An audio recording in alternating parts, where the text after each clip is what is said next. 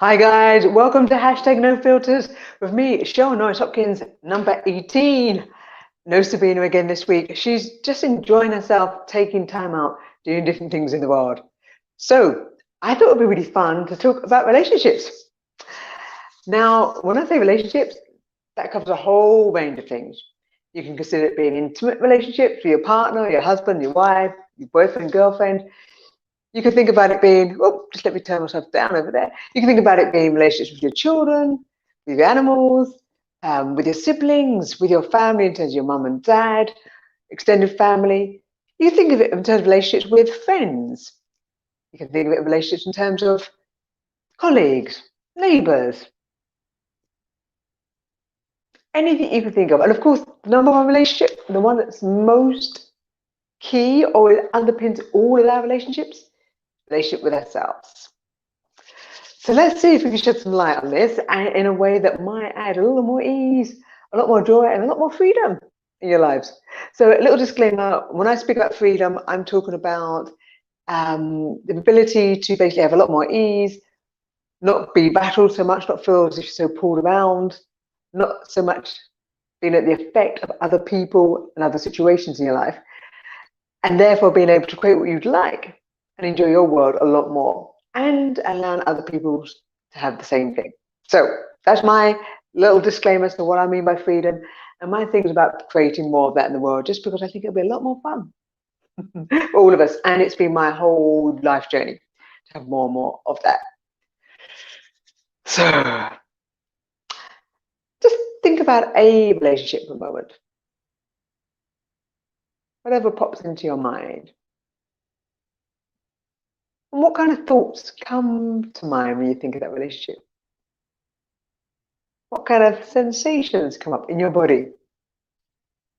Is there a sense of joy, a sense of fun, a sense of sparkle, a sense of freedom to be yourself? Is there more of a sense of like crunch, irritation, frustration, restriction? Just notice. Now maybe move on to a different relationship and just tap into that and get an idea. Again, when you think of the next person, does it kind of feel like, oh, it gives you room to breathe? Do you feel as if it uplifts you, inspires you? Was it more along the avenues of sort of feeling like a restriction and a crunch and a bit of irritation? I would dare to say that most people's relationships, whatever relationship we're talking about, tend to fall more in there's more of a crunch. Now, not to say that's exclusively that, of course it's not, because there's a massive scale, we all move up and down. But generally, what I hear people talking about is what's wrong with a relationship in their life, what's irritating them about a relationship in their life, where somebody else isn't doing something or should be doing something. And so my classic analogy is that all that does is keep us tied to each other, pulling at each other. Because guess what? If you're feeling that towards them, there's a good chance they might be feeling it towards you. Of course, let's say they are, but if you're pulling on them, as I often say, there's a sense of feeling that you're effective what they do. So a classic one, of course, is intimate relationships, right? Partners, lovers, whatever you want to call that. How many people feel that or believe that their happiness?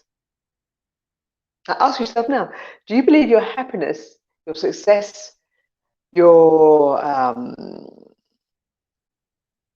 ability to choose what you do in life is dependent on your partner? Just check in. Is it yes? Is it no? Is it a maybe? There's no right or wrong. It's just like a gauge. Now, what if that's not so? What if it's tip it 180 degrees, flip it on its head, and actually look at your partners in they're very much their own being, and your happiness isn't wholly or solely, or maybe even dependent on them at all. Now, I bet there's some people going, no, Cheryl, of course my happiness is very strongly tied to my partner. Is it?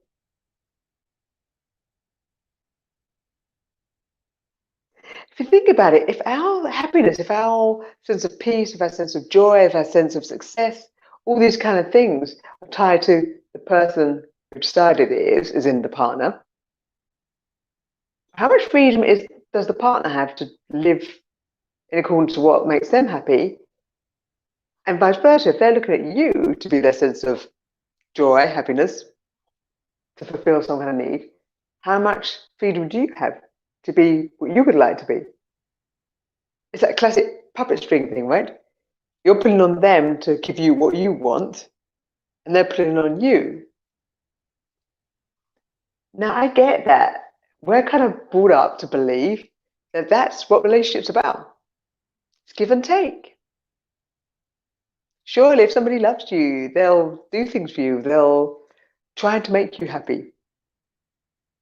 If everybody buys into that belief, then we're always trying to juggle what we think somebody else wants, to second guess their needs, or restricting our own lives and our own needs because it may not fit with what somebody else desires.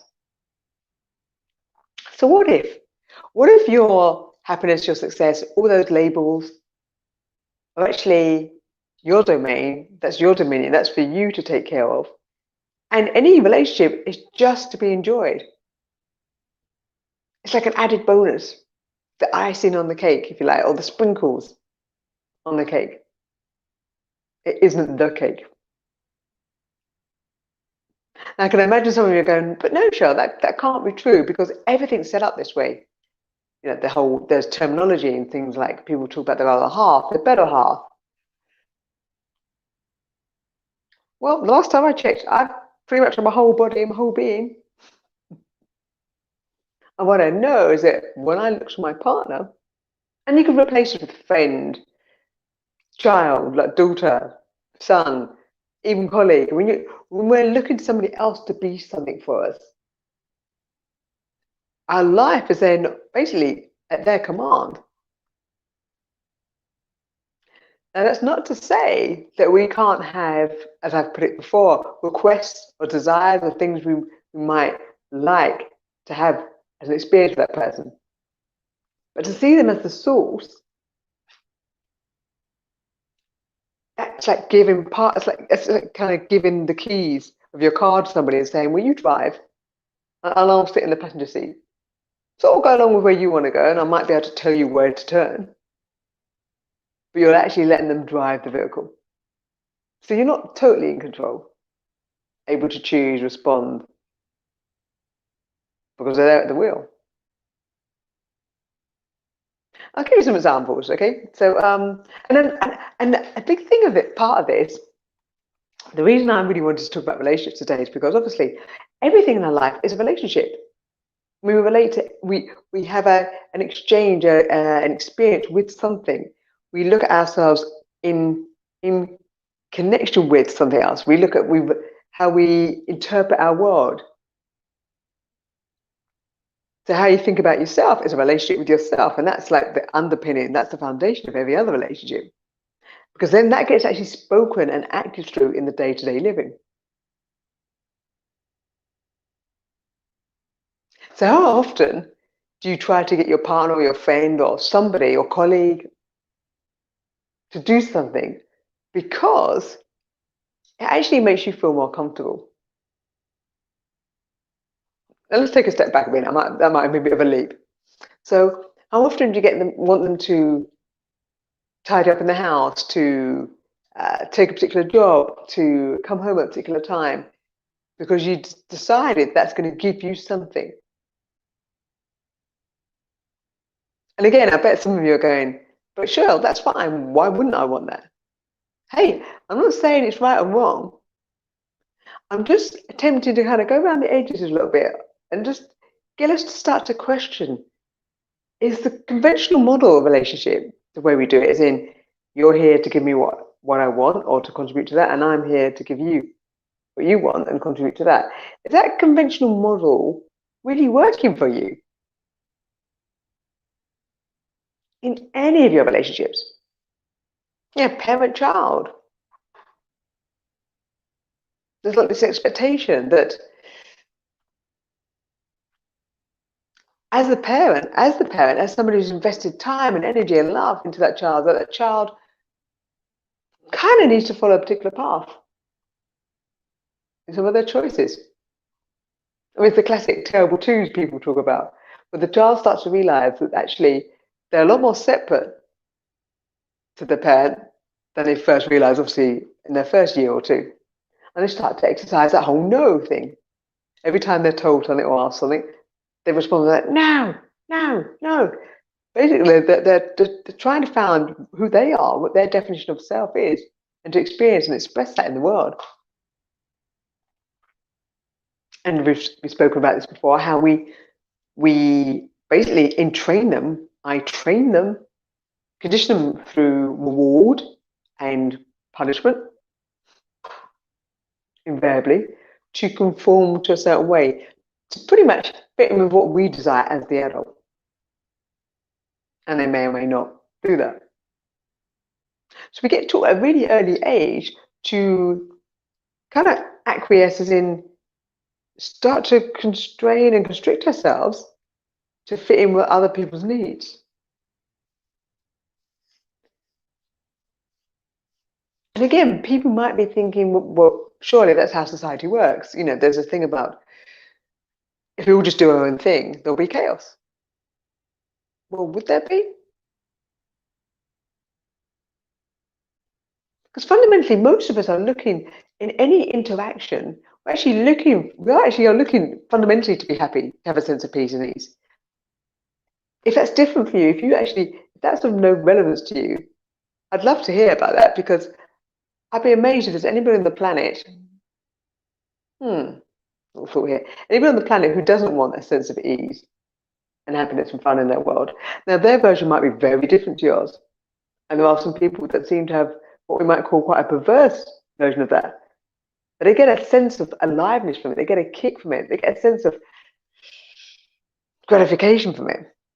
So we're always looking for that. We're looking for a sense of meaning. We're looking for a sense of aliveness. We're looking for a sense of we want to have an experience that makes us feel better and makes us feel safe. That's fundamentally it, right? I see it in myself.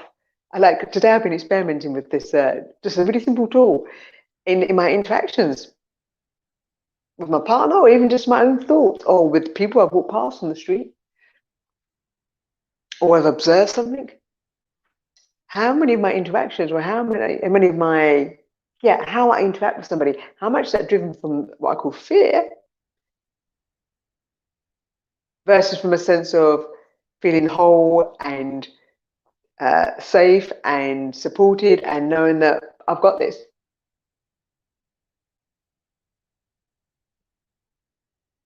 So how often do we ask our partners or a friend or a colleague to do something, and if they don't do it the way we want it, or they don't do it the timing we want, or they have a different opinion sometimes, does that kind of ruffle our feathers? Do we feel as if they don't do it in that timing? I mean, this is the big control thing. There's a lot of us are control freaks, and I'm going to dare to say that's because we've decided at some level that if they don't deliver that, if something isn't delivered, it's going to be detrimental to us somehow. It's going to harm us somehow. Thank you for the like.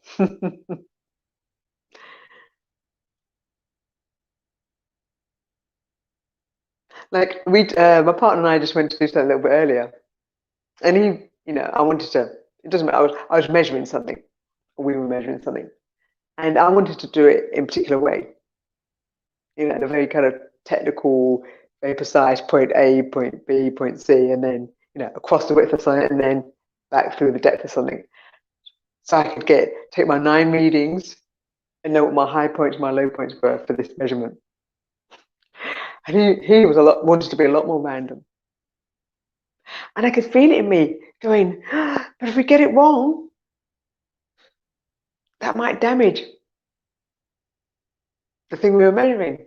And I had to check myself and pull myself back and go, wow, just on measuring something, it was just something about a measurement, nothing particularly important, that I decided there was a right way to do it. and that his way of being different, if we did it his way, somehow that might have an impact on me, on us, but primarily on me. And it's very sneaky, right? We have this, we're generally trying to get other people to see our way of the world, think the way we do, because it makes us feel more comfortable, because it calms our nervous system. Another example, I walked into the kitchen earlier and I noticed there's something on the counter. In my world, I'd put that away, or I'd put that in the dishwasher, or whatever. In my partner's, it was less important. And what popped into my head? Part of me went to go, why hasn't that been done? And then again, I caught myself. I'm like, wait a minute. Why have I decided that's important for it to be done in my way and in my timing? What does it actually mean for that to be out there? It actually doesn't mean anything. I'm giving it meaning. Am I going to die right now if that thing's left on the countertop? No. But somewhere it triggers the sense of if I can't have it the way I want, if I'm not in charge of it, then somehow that creates a sense of unsafety in our worlds. And it's subtle, it's so subtle, all these little things that we experience when we interact with somebody. And this is what people typically call, nagging, from when it comes from women to men, or women to anybody, it doesn't matter. That terminology is used, the terminology people use is to nag. And what is that? I mean, there's layers there. There's the layer of where women are choosing to, let me rephrase that. Women are amazing that they have capacity to do so much, and they give so much, and they contribute so much. And they're not all perfect by any means. There's no such thing as perfection, but it's not to say that women aren't responsible for their actions and their attitudes and behaviors. I'm not saying that whatsoever. I believe we are. What I know is I see a lot of women giving, doing. So sometimes they kick into that nagging, because actually they don't feel supported. They don't feel appreciated. So they go down that route. If you think about it, it's kind of like training. There's a lovely body of work I'm playing with at the moment, and every time we tell somebody off, make them wrong, it's like a little nick, it's like a little cut. One of my girlfriends mentioned this the other day about a relationship. You can like snipe at somebody with a little. It's like we take a little cut. Or make a little cut in them. And as she said, in ourselves. Like we have a little dig. And maybe in that moment we feel justified by having a little dig. Actually, what we really do is start to fuel this sense of anxiety and frustration in our world. And in their world too. Because what we've really said at the deeper level is that you're wrong. You're not good enough. You should be ashamed of yourself. And I'm using these words because to look at what's really going on at the depths of us. We don't say these words physically to each other, but that's what we're doing. When we comment on somebody or we have a little dig at them, we're basically saying, you're not up to scratch. Now, most of us don't do that with babies. And I love to use the analogy of children and babies because it's at that very beginning stages of our lives. Most people are in awe with us. They adore us. We can just lay there, verbal all day, burp, fart, want to cry, do whatever it is. And the adults around us, in general, can't help but take care of us. They're enamored of who we are. And again, that's not to say parents don't get tired, have their own frustrations. But generally, I watch parents, I watch people with their little kids, newborn babies particularly. And that baby has a magnetism to command a room. It doesn't really do much, but it pulls everybody in. So what happens that takes us from that stage of being enamored of what they are and just adoring them to sort of poking at each other once we get into even as older children or in adult form? Where have we decided that our sense of ease and happiness is dependent on them doing something? And what can we do to start to change that? Because if we all go through this conditioning phase of looking outside ourselves, of being told that our happiness is dependent on somebody else, or that somebody else's actions are going to have a big impact on our life, and therefore we should try and influence them accordingly. How can there be another option? Is it even possible for there to be another option?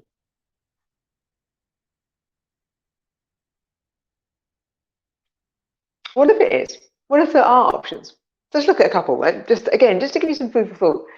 No truth here, guys. I always say that basically what I want to do with these hashtag no filters, and the reason Sabina and I got together, because we were having these conversations about what was going on in the world, but mostly what was going on in our world, because we respond to the world around us, or we react.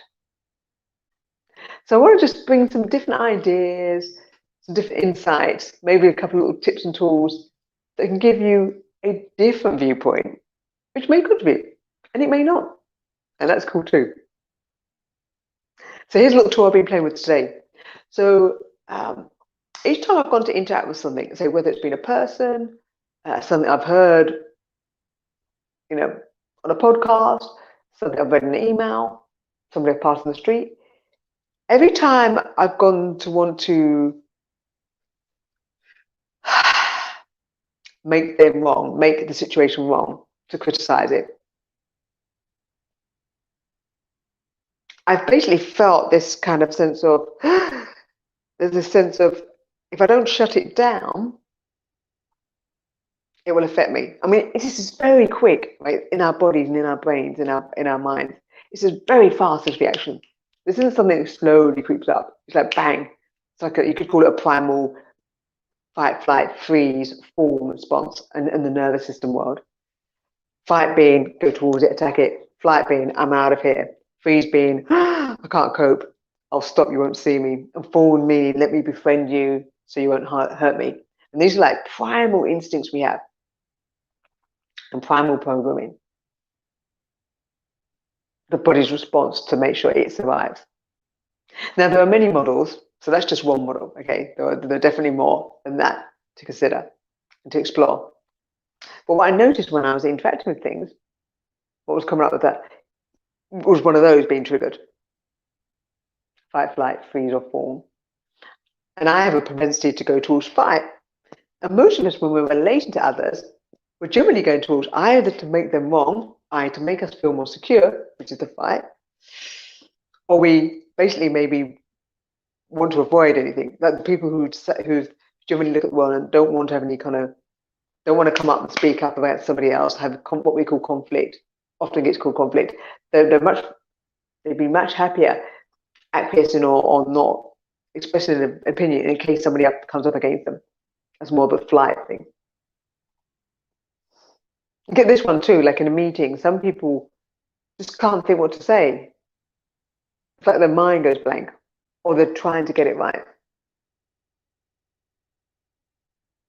And that's when the mind going blank is very much around the freeze thing. I don't want to be seen, I don't want to be called on. Or if somebody asks you a question in a meeting, and if you're somebody's like, I don't know what to say, that's the freeze response.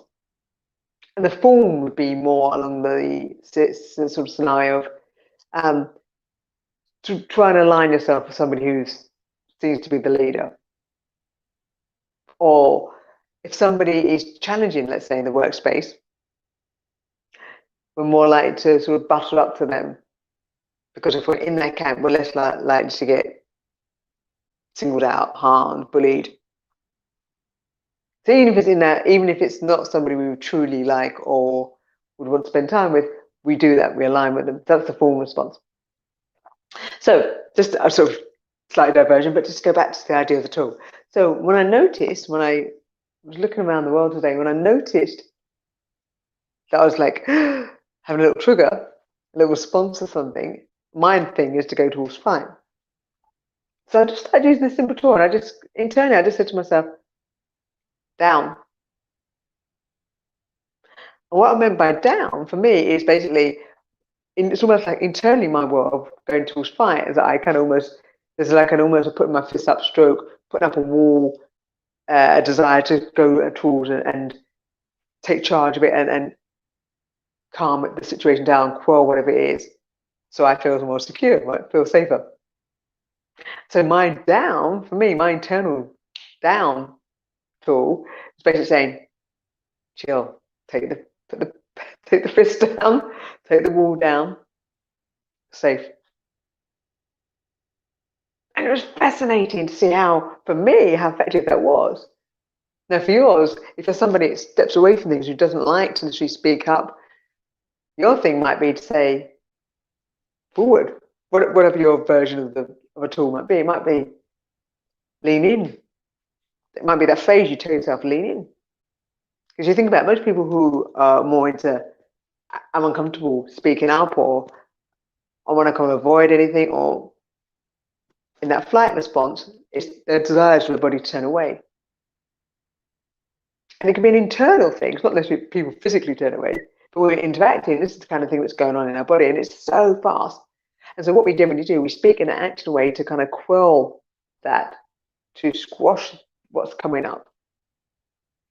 So we'll say something that will get us out of the situation as quickly and easily as possible, or not say something, which would be the flight, right? And in the fight, we try and be right. We try and get somebody else to do what we want. They're often the responses. And so for me, that using that down tool, or if you're somebody that turns away and wants to kind of get away from the situation, using something like the phrase in your own head, lean in or stay. If you're somebody that wants to flee in the interactions, that can be really, really a really simple way of changing your default, what you're used to doing in situations. Well, I also noticed what I did when I did for me, the down is my trigger, is to say the tool I'm just been playing with, is again, as I went to kind of, for example, I'm in here and my partner's just in the lounge, just I started recording or streaming with you guys. And I could hear him practicing his putting. He's got one of his golf clubs up and a few little balls. And I could hear it on the floor, hard floors. And part of me, again, went to go, went to go kind of stop that, because the noise will travel and be picked up on the mic. And again, I was like, down. And I took a breath.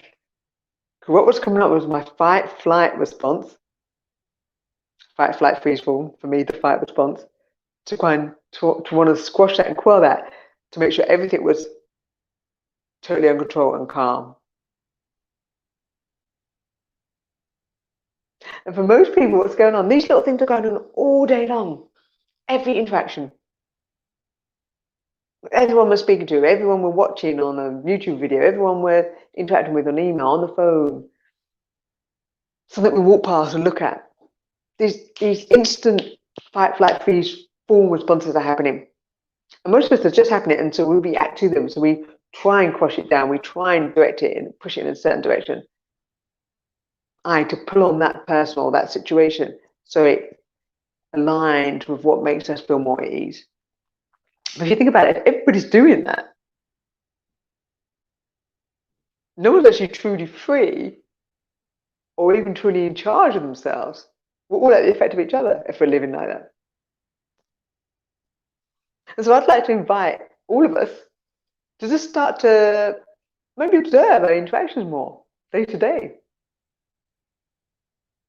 And notice what you start to notice yourself. Notice when your partner or colleague or friend or a neighbor says something and you want to either kind of push your view, your idea, or steer them in a certain direction.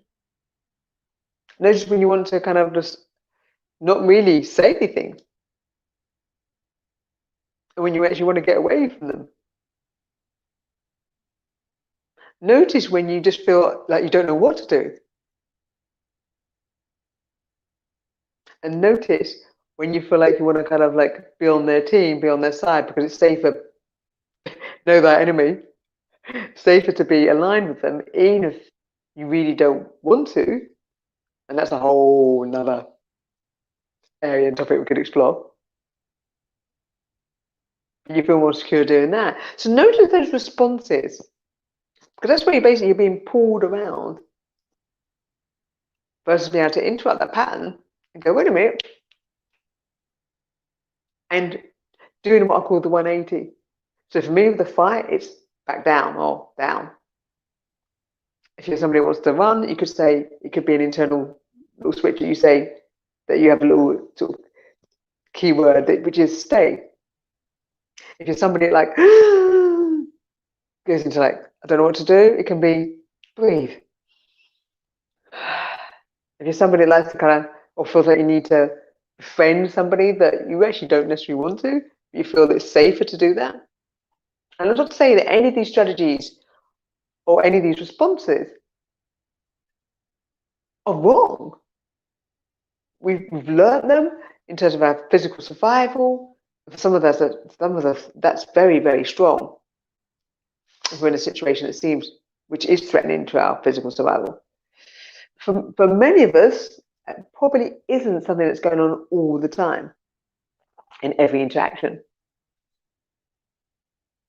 So if we start to notice the way we relate to people, to things, we start to have access to be at less of the effect of interactions. Less need or feeling of being out of control. Less need to control.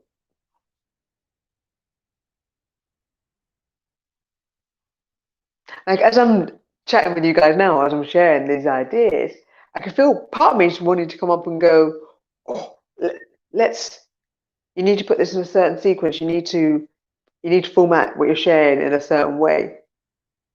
Which is the idea that if I control what I'm saying in terms of how I might deliver something like a workshop, then that'd be the perfect way. And I'll have given you the key information you require, and I'll come across in a certain way, which is, give me brownie points. Yeah, I have enough self-awareness to go, if I need to control what I'm delivering to you guys, rather than being just like off the cuff, which is what's so cool about this, that when Sabina and I started this hashtag no filters, it was about being vulnerable, being real, sharing what was coming up in the moment, in the hope that it would contribute. So you get me, as I'm sharing, yes, I'm part of me is sharing the space of attempting to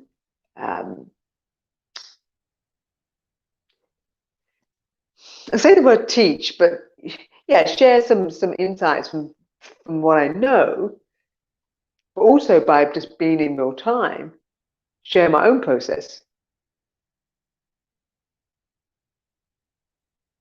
And there's a difference, because obviously if I'm working with somebody like one-on-one, coaching them, facilitating them over a number of weeks, months, whatever it is, it's very much focused on where their world is and what their whole life experience has been. So with you guys right now, because I'm not chatting one-on-one, I'm attempting to give different angles, and it's a broad surface brush stroke almost. Sometimes I'll go more deeply into something, but fundamentally there's only so much I can cover, right? So if you've got a thought, if you've got a comment, you've got something you want to ask, feel free to put it in the comments, and I'll do my best to see it on the screen here. Just got my phone. So what are your thoughts around how your relationships, as I say, affect you, or how you perceive them.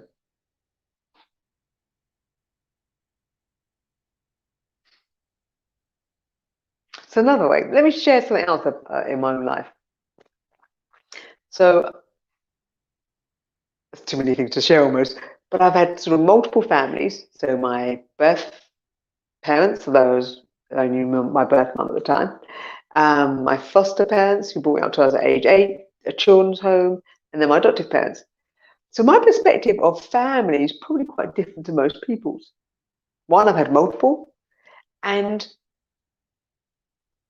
at that early age, because whether it's a combination of the life experiences having as a baby, as being in my mother's womb, and so on, and then my first year being in care with her, whether it's that and the choices I've made since that, or the choices I was making when key things happened as a child, I very quickly decided it was, well, I'll just be self-sufficient. I won't rely on anybody.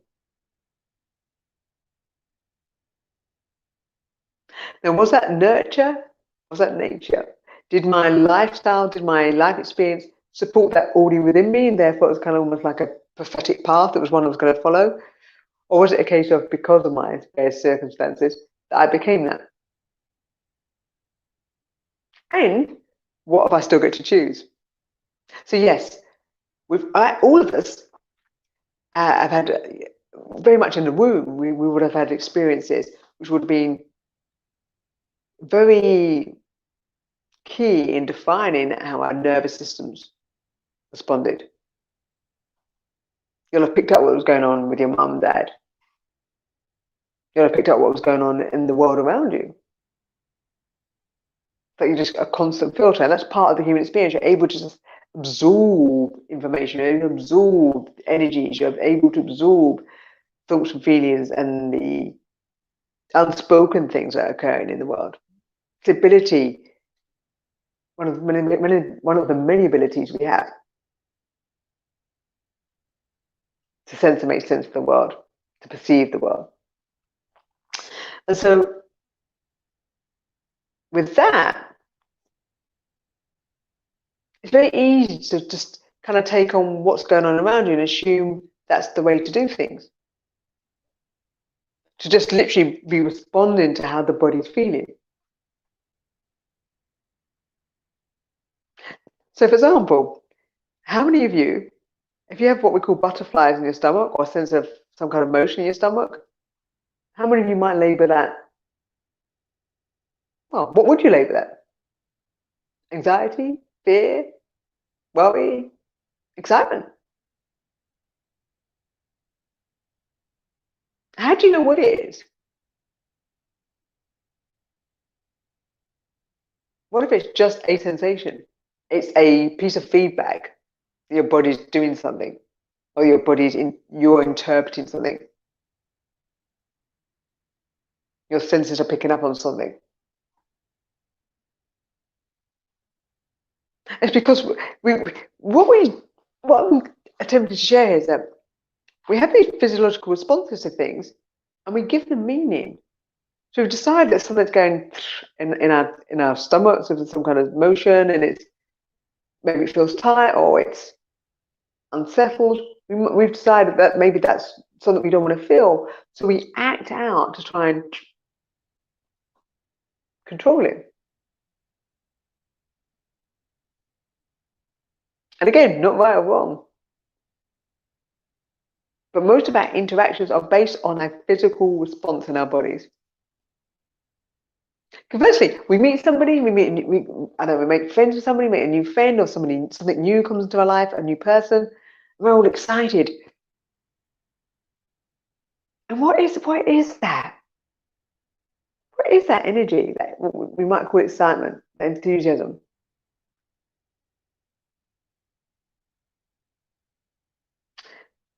I wonder, what if it's because when we meet somebody new, there's a sense of curiosity. We're looking, we're willing, we're curious about what the other person is, who they're about, what they bring. We haven't yet put them in a box, tried to define them. We're scoping out what they're about. So there's an openness, there's a searching.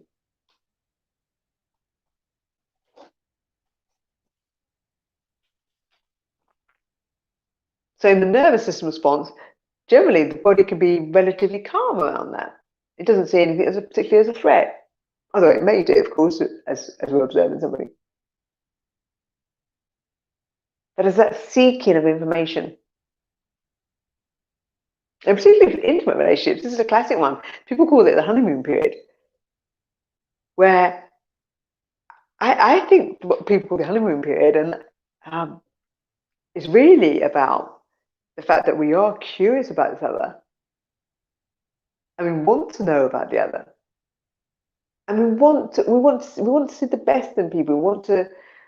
We're grateful for their time. We're appreciative of who they are and what they're about. We're open to seeing it as being an adventure. It's almost like that thing back to the babies, the analogy of again, we're enamored to be present with them. We're in awe of who they are and what they're about.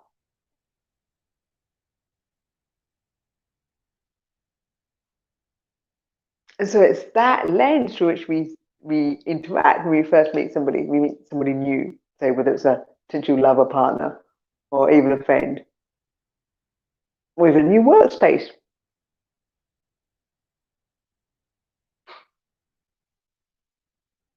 And then they present themselves in a certain way, and we start to label it as we like that, we don't like that.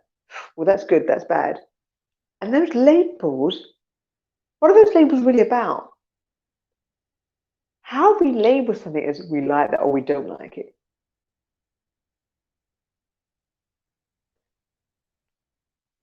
Are we labeling it because actually going back to again our sense of self as our bodies, or even our patterns of how we see ourselves, we've decided that if that's a good thing, that we like that, that will actually give us again a more of a sense of calm, or that we're in control of something, and that's going to contribute to our success in life or in that particular instance. And if we label it as something we don't like, a behavior, it's because we think or we've decided that somehow that's going to affect us. Somehow it's going to potentially harm us.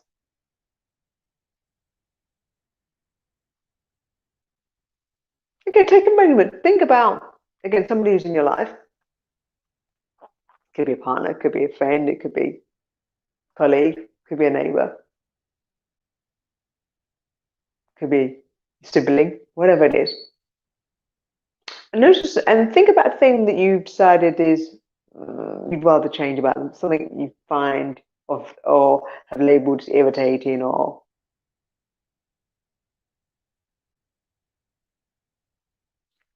what makes that true? Because they're actually just doing whatever they're doing. They're just choosing whatever they're choosing. Once we attach a label to it saying it's wrong, they need to stop it. I wish it was different. We're basically saying that I don't have the power to create what I want in my life unless they shift and become something different. When actually they're doing whatever they're doing, and I'm the one that's giving it a label of good and bad. Because if there were truly, if it was a uniform agreement of good and bad, right and wrong, we'd all see the world exactly the same. And of course we don't. And right now you might be listening to this and go, I don't agree with you, Cheryl. Notice what that's about. Does agreeing with me make you feel more secure, make you feel better about yourself? Does disagreeing with me make you feel better, more secure about yourself?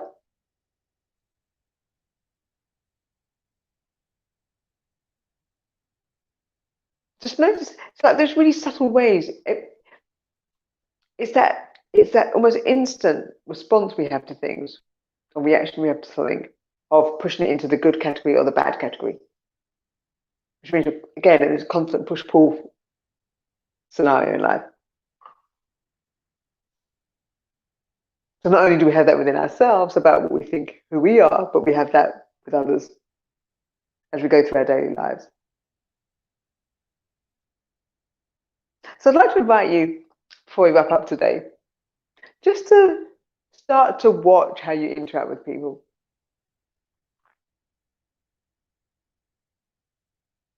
Are you wanted to go to what I call the fight, which is I need to push my opinion, my view.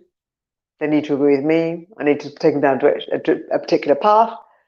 Are you going more towards the flight, as in, I'm out of here. I don't want to deal with this. I don't want to speak up about what I might need, or I'm happier for them just to take charge and I'm just gone. I don't want to really deal with it. Do you go more to the freeze, as in overwhelm? I can't really express what I desire. Or do you go more towards the fawn, as in let me kind of suck up to them because I've decided that's more secure? And just start to notice those things, because when you start to notice your responses, your reactions, you get a choice, you get a chance to start to change what's going on in your world. Because everything in your world is about relationships. There's nothing that's not, including the most key relationship, which is the relationship you have with yourself. And just to recap with a little tool that I've been using today that I've found a lot of fun to use and actually really, really powerful. On the fight, for me, when I've noticed I'm going towards trying to control something, or I want to be right, then I'm just like using this internal dialogue of just saying down, as in barriers down, fists down. If you're somebody that's going towards the flight, as in I'm out of here, you might have that internal dialogue that says stay. If you're somebody that has that response when you notice that happen, you might just say to yourself, breathe. Breathe. And if you're somebody that likes to, or feels like you need to suck up to somebody, then your response could be, it's okay.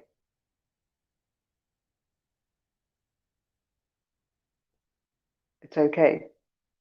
And I'm just giving you some examples here. That phrase, it's okay, basically, it's just an interrupt.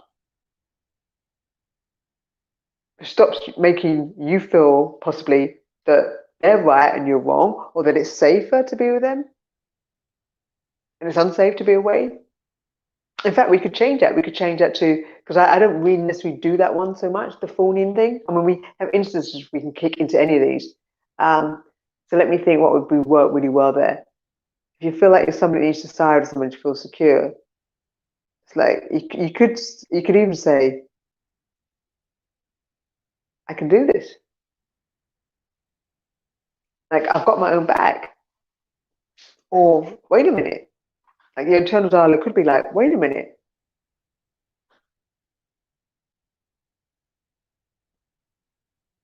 And yet to find one that really works for that. I'm looking to find a word or phrase that feels as if it would be more appropriate. Because fawning is about is really, and all of them are giving up our power. But in that one, we're really saying, I need to side with you to feel safe. So it could be, what if I can be safe? What if I can have that power? What if I am the power? What if they're just scared? And that's why they try and dominate somebody else. Or that's why I feel like I need to side up to them.